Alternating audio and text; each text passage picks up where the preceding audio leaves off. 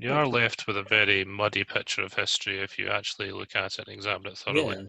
Yeah. I don't envy the person who has to edit this. Oh, yeah. That would be me.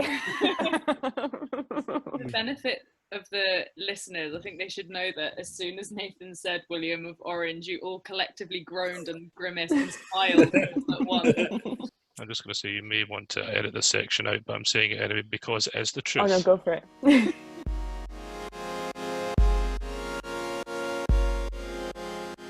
Hello everyone, and welcome back to another episode of Thoughts. My name is Jasmine Hunt, and I'm sitting within this virtual space here with Arianna Clark. I was very shielded from all of it. Also, I lived in a very rural place where the only people I got to talk to were cows and my siblings, they were not very different in their conversational style. Today, we will be interviewing the fine men from the Glasgow University History Society. Since all university-based social gatherings became thoroughly Roned, Nathan McLennan, Callum Ferguson, John Hill and Robbie Patterson decided to start a podcast instead. He was using this invented document, a document that was wholly pulled out of the Pope's arse, known as the Donation of Constantine. They've rejuvenated the society with their lively chats about all things historical, from Chernobyl to the Haitian Revolution. Hi guys, thank you for coming on the show today. Hello, hello. No problem. Hiya. It's good to be here. Does indeed. We're very happy to have you. Arianna, would you like to take the first question? Yeah, no, I'll take the first question, guys. Okay, so how did this podcast come about? Well, to be honest, it started out as a sort of, the four of us are history lovers, history nerds, so we thought we'd just share that with people on YouTube. So yeah, that's pretty much where it started out, but it seemed to do quite well. So recently we started covering things more relevant to today, so like with the Haitian Revolution, where we attempt to put a spotlight on historical events which are very unrepresented in society, so in this instance Black history. Yeah, we're very excited about it. As Jasmine mentioned in the intro, there really wasn't much else we could do given the circumstances. And it seemed like a really nice way of reaching out to the people who might be interested. So what are you all studying then? I presume you're all studying history. Well, I'm studying history and English literature, so when I study history, I often really prefer literary history, so like Machiavelli's The Prince and things like that. Yeah. I'm doing history and politics, probably the most common, boring combination, but I quite like it. I'm also in that vein. I'm doing history and politics after I ran screaming from economics because numbers. From the philosophy side of things, we can all agree, numbers. Well, to be fair, I actually was studying maths and philosophy before I also went numbers. But I did like the numbers up until that point. Yeah, then we get logic and we can replace the numbers with symbols. So how did you guys get into history in the first place?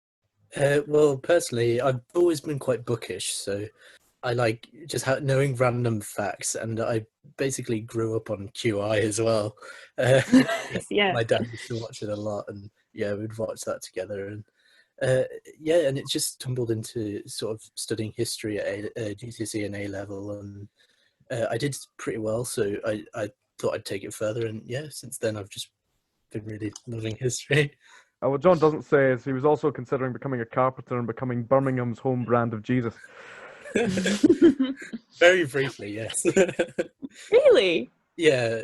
You could always combine them and make structures of historical figures out of wood. That sounds like a new market that has never been discovered. Yeah, I think so. Trademark that. Yeah. Yeah, you could do some sort of Bayeux tapestry in like the headboard of a bed or something. I think you're wildly overestimating my abilities. I'm imagining like the Sistine Chapel of carpentry levels from you. Well, I'm going to let you down and say all I've ever really successfully made somewhat is a jewellery box. Oh, that's nice. Slightly more useful than a Sistine Chapel, some may argue. Yeah, true. More practical, yeah. Less aesthetical. Yeah.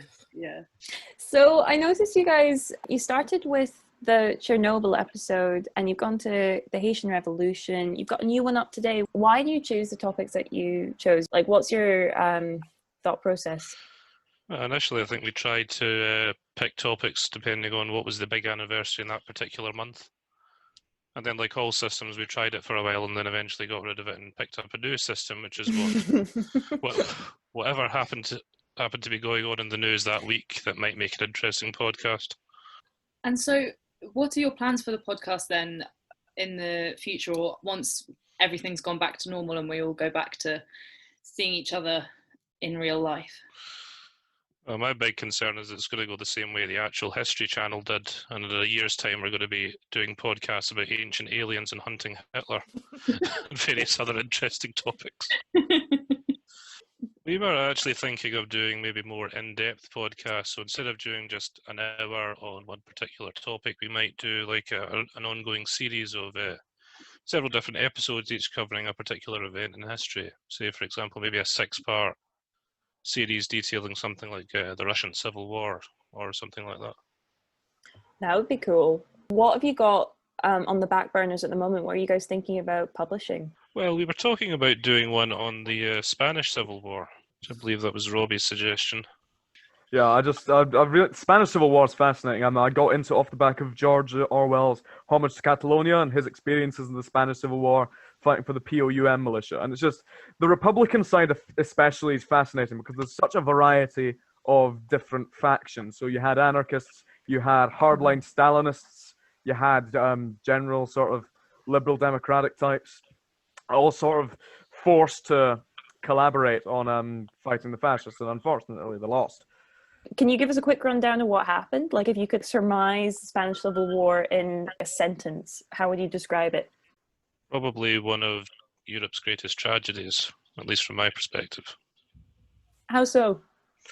Well, Spain, up until the 30s, was a very conservative country. Not that there's anything wrong with that, but it was a comparatively underdeveloped country. By Western European standards, it had a lot of social stratification, immense power given to old institutions like the church and the monarchy, which weren't necessarily in the people's interests. So in the 30s, you have sort of centuries of development happening all at once. You've got revolution in 31 creates a republic, and you've suddenly got whole new spectrums of political thought and cultural ideas being given voice for the very first time.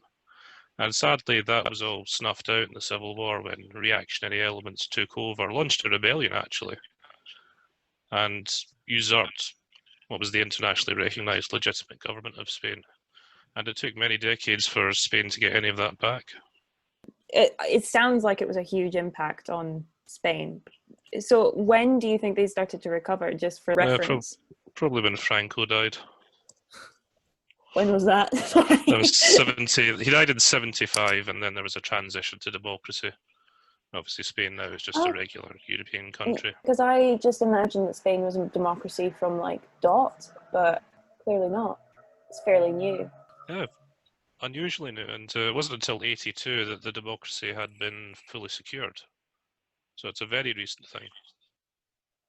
I had no idea about that.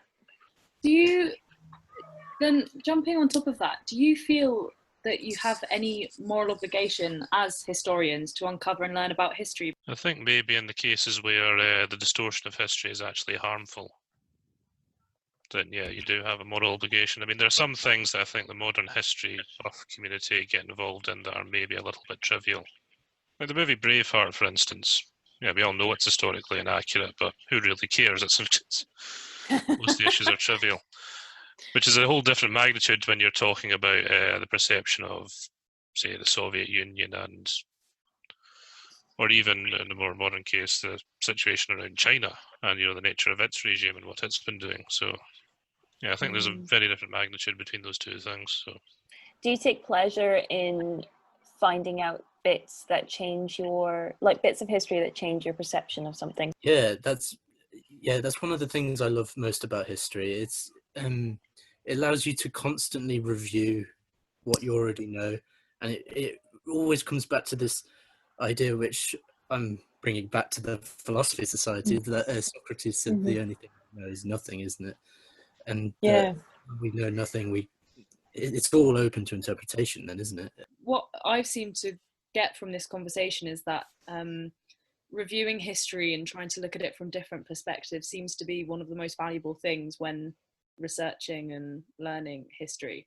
And you all seem to have that viewpoint, and through your podcast it seems to be a really good way of not only debating but trying to uncover some truths and learn a bit more. So thank you so much for joining us on our episode of Thoughts. It's been really, really entertaining and really informative. We hope that many of our listeners will be able to come and listen to your podcast. Where can they find it? Well, we have a YouTube channel, so they're all on there. But whenever we post them on the YouTube channel, so you'll watch them on that. But we also inform all of you on our platforms on Instagram and on Facebook. So just type in Glasgow University History Society and you'll be able to find it there. Awesome. So people can go and give you a follow and a like. We also do have a view of getting it up to other platforms in the future, so for perhaps iTunes and perhaps Spotify. We're looking at that at the moment. Awesome. So if the listeners can give you guys a follow and you'll keep them up to date with what you're doing. And yeah, thank you so much for joining us. Thanks so much. Thanks very much for having us on. Thanks for having us. Yeah, that's been great. Thank you. Nice.